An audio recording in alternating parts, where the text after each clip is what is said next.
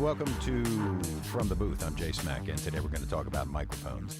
We'll start with the first and most obvious example, which is right in front of me, right in front of you. It is the Sennheiser 416, the MKH 416.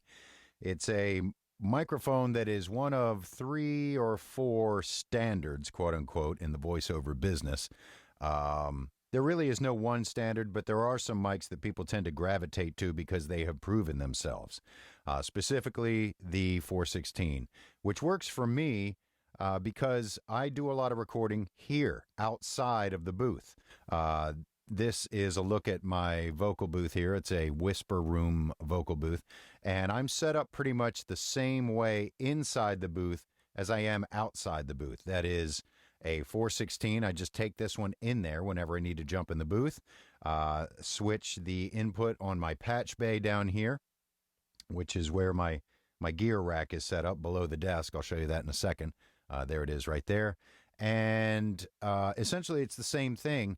And the noise floor in both environments, often the standard noise floor that is acceptable in voiceover, specifically audiobooks and podcasts, is minus 60 dB. Now with podcasts, there's a lot of fudge room, as they're often done in less than professional environments, and that's not a knock. It's just you don't need the same environment for a podcast. People often do them in live situations at clubs and at conventions and things like that.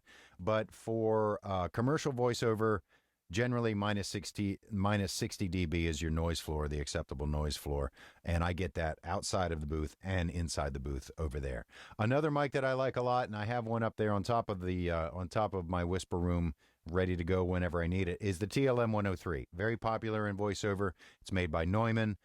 If you've got the budget for it, a Neumann U87 or U47, also very good, but very, very pricey and largely unnecessary, unless you have a setup that allows you to do that, a setup and a budget that allows you to make those sort of investments. And they are investments, and gear is fun. And if you've got the means to do it, go for it. Why not? We love gear. That's half the reason we're in this industry. So anyway, I like the 416.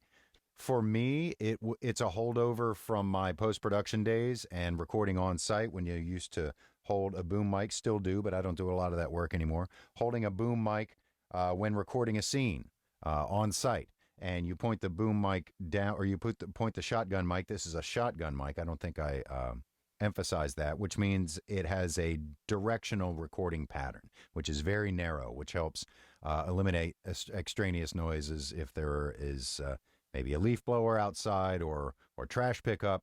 Now, in that event, I will jump into the booth, which is why it's here. But at any rate, this is my go-to and my favorite voiceover mic currently, the Sennheiser 416, and I am in no way being compensated by Sennheiser for this endorsement. It's just a really cool mic. So, at any rate, that is a little bit about mics. We'll get into more, probably do some mic shootouts as we go along, but just a quick recommendation as you continue your journey in this business of voiceover. Thanks for listening. Thanks for watching. I'm Jay Smack from the booth.